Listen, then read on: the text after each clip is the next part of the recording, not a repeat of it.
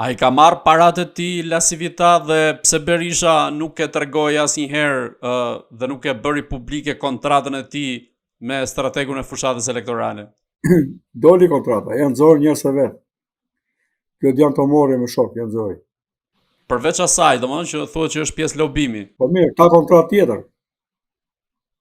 Një kontratë është 2 vjet, njerë thonë 1 vit. Një kontratë është dhe Muli ka pranuar që kjo është një kontratë që kanë firmosur deri në fund vitit.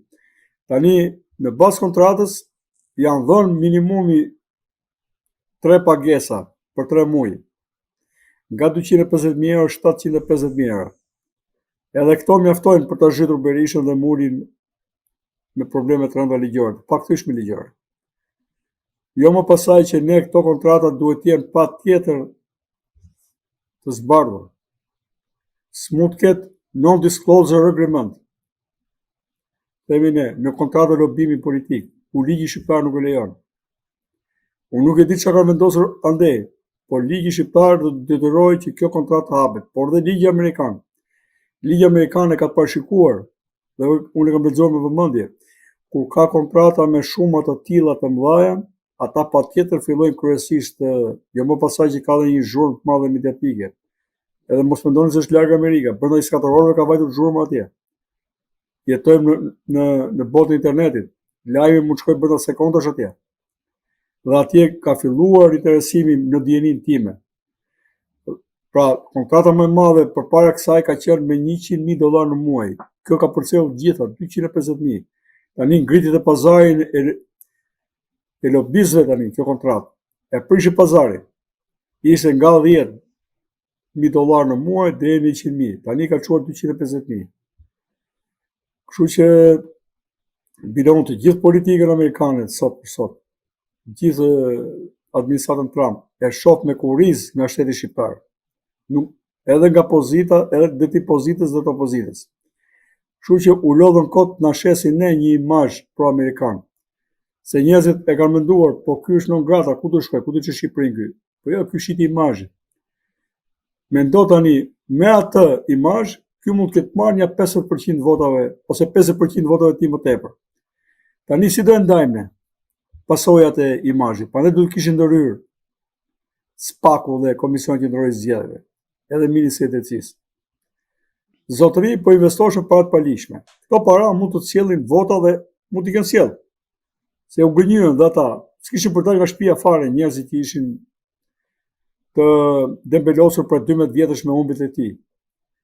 Po nëse ky ka marrë 50, 90%, 100% votave të tij ka marrë në bazë kësaj kontrate, si ndikimi i saj, si do ndajmë nesër? Kupton që politika nuk pret tani, prit mbarojnë atë kur ka zgjedhje normale, po, mbarojnë zgjedhje pas 2 muajsh, brenda 2 muajsh, dorëzohen bilancet, investimet, gjitha, vjen auditi pavarur sipas kodit zgjedhor edhe vlerëson. Po kur kjo ndodh atje dhe bëhet kjo zhurmë, ata do të kishin filluar direkt si në moment flagrance. Edhe kjo është e vërtet, po doja ndali fushatën për rreth 7-8 ditë, s'foli fare. Ju mbaroi karburanti pikërisht në atë kontratë. Rifilluan, pastaj dhe kaluan vetëm me kërcënime. Pra tregojnë që kjo kontratë është fatale për ta. Ata nuk mund të flasin më shumë për veten se e dinë se ku janë. Po krau tjetër nuk e vurin në dukje, gjë që s'pëlqen. Pa krau tjetër i dhimbse tani, i dërmohet, i shkërmoqet përfundimisht Berisha, se me njerëz tjerë nuk do ja ecën. Me 3-4 të rinj, jo mbase nivelet duhur politikës, edhe prapë i humbën disa përqind. Mendo dalin njerëz tjerë tani politikë, dhe çfarë sfidë do jetë, edhe dali Rama pasaj me zeqinat e tij, edhe ta sfidoj popullin shqiptar pasaj. Do arrit do të bëjnë gallata, apo jo se pasaj kemi ne ca gallata tjera, e njohim mirë edhe me rim, edhe me ligj, edhe me cinizëm të punë, thjesht kanë kapur ligjin dhe duken madhështor se kanë hyrë kalit shqiptarëve dhe qafës shqiptarëve. Në fushë të betejës, siç e parashikon kushtetuta, të barabartë, të lirë, të ndershme zgjedhjet, të dy bashkohen nuk fitojnë më. Të dy bashkë, me gjithë Berishë. Por e kanë kapur. A ka element që mund ta kriminalizojnë Sali Berishën nisur nga kontrata e lobimit që u bë publike në raport me Shtetet e Bashkuara të Amerikës, duke qenë se vetë Berisha e ka po themi një njoll ato të non gratës të cilën nuk mundi ta heq zyrtarisht. Ka një element, nëse këta de jure apo de facto vërtetohet që kjo kontratë, këto para janë paguar për të zhbër ato vendim të Departamentit Shtetit, pra nuk lejohet financimi parave lobimi për të zhbër vendimet ekzekutive amerikane. Kjo është shumë e rëndësishme. Këta e servirën këtu si kur to para janë për të zhbër vendim. Tani atje do të filloj, në mos ka filluar në jetim, nëse ndodh kjo është vepër penale në Amerikë, për të siguroj. Pra po mor vesh që kjo kontratë, prandaj disa lasivita tha unë nuk loboj tha për legjin non gratas, se ai e di ligjin atje. Po këta këtu kanë folur xha, pa i marrë leje atij. O është mashtrim publik me shqiptarët për të marrë këto vota, dhe ky mashtrim duhet dënuar, se s'mund të marrësh vota me mashtrim. Boll shqiptarët kanë votuar një herë për çekun e bardhë edhe për idiotësia tjetër, do të bëj përgjegjësia që mashtron. Premtimi, kontrata është premtim. Premtimi është detyrim. Kur je premtim ti publik, është kjo dhe ti thuash, po unë ja futa kot mashtrova, se s'është kështu. Se nëse do i thrasim këto, ke deklaruar para elektoratit shqiptar që kjo kontratë është për këtë punë. Do thotë po e kam fut kotën, do thotë. Si do dënohet? Do dënohet ky që ka marrë pushtet me mashtrim? A du ta parashikojmë në këtë apo? Si vepër ligjore? Vepër penale? Këta gjithë e marrin pushtetin me mashtrim. A du të parashikuar kjo apo?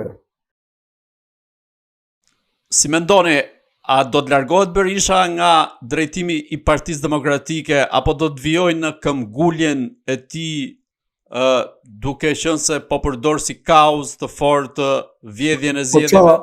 Po ç'a është PD-ja? Një band. Merrni kështu. Ç'a është PD-ja? A ka shërbyer PD-ja për të pasuruar gjithë qeveritarët e saj në kohën që ka qenë në pushtet? Apo në kohën që është opozit, për të bërë kulla siç akuzohet, edhe për të PD-ja është e Saliut që ka kryetar, që ka këto miliarda dhe që po paguan 10 miliona për të shpëtuar miliardat dhe kokën e tij. PD-ja është PD-ja e Mulit, që ka disa miliona euro prona. PD-ja është PD-ja atyre që privatizuan Çezin dhe Vollën, edhe financojnë mbrapa krave këta. Janë dhe biznesmen dhe financojnë PD-n e tjerë. PD-ja është Albana Vokshit, zhytur për karburante ku ta diun në çfarë është tjera. PD-ja kujt doni, është aty Bozdos që na doli me 20 ca prona. Për çfarë është PD-ja? Është në një pasuri kombëtare? Po kështu që edhe PS-n. Tani të t'i qajmë hallin këtyre bandave pse kanë probleme të brendshme. Po unë them flakat e bie. Edhe kur ti bi flakat shkojnë afër ta marrin dhe Ramën me vete. Se na ka lodh. Po na ka lodh. Me paradën e këtyre policëve trafikant, me ato që ndodhi Pardje e tjerë, që marrin paga mujore nga krimi, sindikat krimi, me zot lart shno aty, që ju dhemi syt kur shohin një person si puna ime, po që do t'i plas në dorë si mos më keq. Sindikat krimi. Policë që bëjnë keq, një person si puna ime, ndihmon drejtsin, ndihmon dhe vetë ata. Ja këto janë, mos bëhet vend tani të shkrihet policia komplet, jo më PD-ja, PD flaka inshallah. Flaka. Atje, domethënë, ti bjerë, me gjithë PS-n, se nuk ka më asnjë vlerë. 60 vjeç të bëj lojë tani Saliu me Ramën, do të tallin këto, po nuk se të tallin mua, po tallin këto poshtë, bëj të pazaret poshtë, e sa do të niveli im ta kuptoj se çfarë bëjnë këto, të bie unë në nivelin që të dëgjoj batuta dhe gallata në fushat elektorale, ndërkohë që aty është fati im dhe i vendit tim, familjes time për 4 vjet.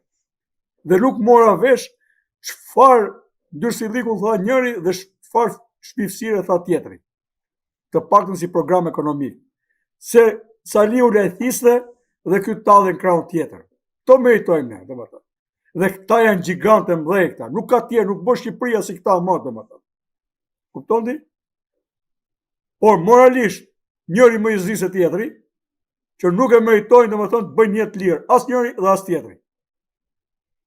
Dhe që mendojnë që ne drejtat tona do t'i lusim, do lutemi për tyre dhe t'i shohim si bamirësi për tyre.